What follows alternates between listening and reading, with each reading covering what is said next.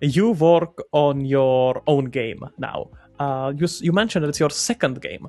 Could you tell us a bit about the first game and the game that you work on now, or do you not want to talk about your first game? Looks like you don't. It's not like I don't want to talk about it. It's not like we have something to talk Okay. about. It wasn't released, of course.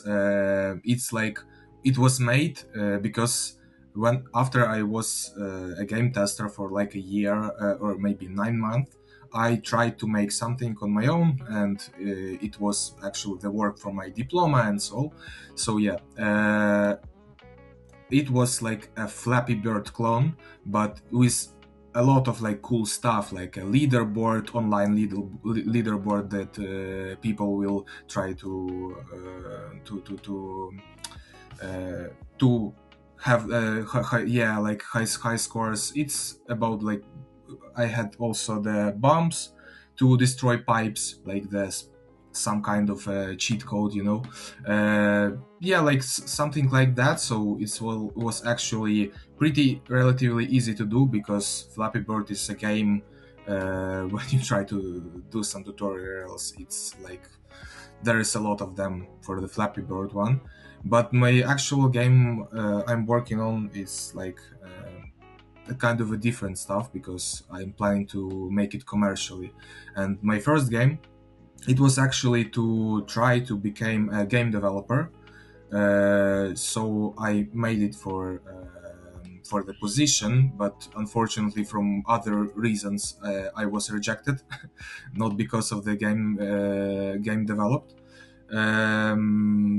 So yeah, it was like from that perspective, I was trying to build my first game, and I actually like it was the trigger for me to start developing the second one because I really enjoyed it. It was kind of cool.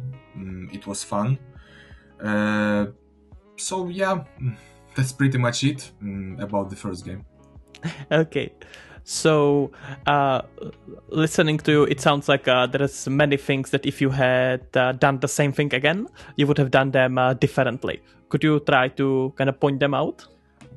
Well, the most important thing when you are trying to build the game as an indie dev, especially as a solo dev, because dev and solo dev is a little bit like solo dev, like 100% it's an indie dev, of course, if you're not a millionaire.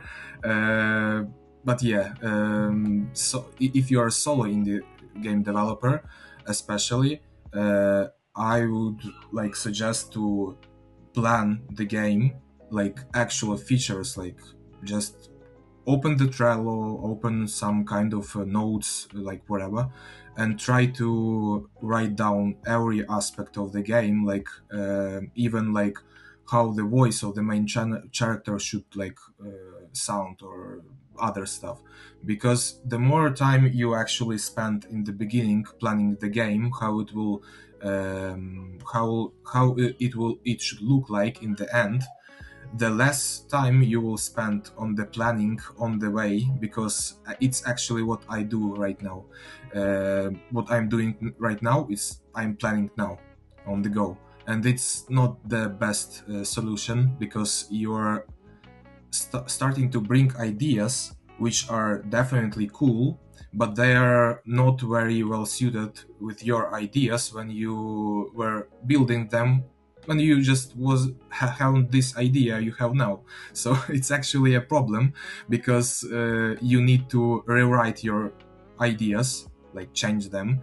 And for example, from the first year of developing my current game, there is pretty much nothing left from what I was done in the first year. So that's the brutal reality of not planning.